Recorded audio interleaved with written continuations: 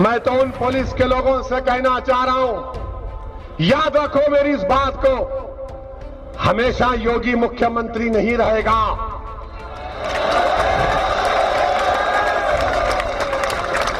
हमेशा मोदी प्रधानमंत्री नहीं रहेगा।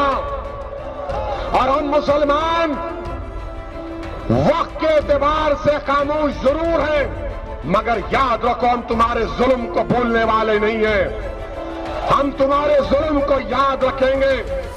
अल्लाह अपनी ताकत के जरिए तुमको निस्तो नाबूद करेगा इंशाअल्लाह ताला।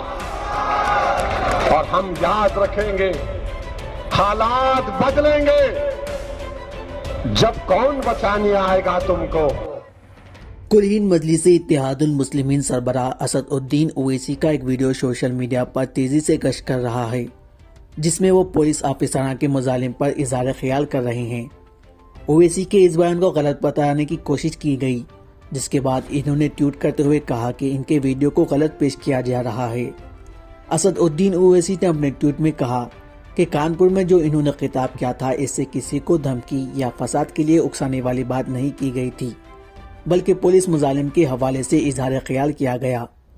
ओवैसी ने पूछा कि पुलिस के मुजालिम को याद रखा जाएगा, क्या ये कोई काबिल एतराज़ बात है? अनस, आसिफ, सलमान, कासिम और दीगर के साथ जो हुआ इसे भुलाया नहीं जा सकेगा। पुलिस स्टेशन में एक 80 साल के बुजुर्ग मोहम्मद रफीक को पुलिस स्टेशन में इनकी दाढ़ी नोची गई और उन पर पेशाब किया गया। जब योगी अपने मठ में चले जाएंगे,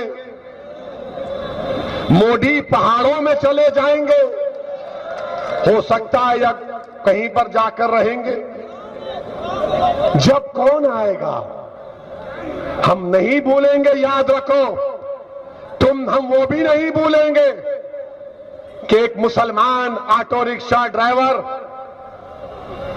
को एक दंगाई बजरंग दल जो भी थे उसको मार रहे थे। वो बच्ची अपने बाप को बचाने की कोशिश कर रही थी।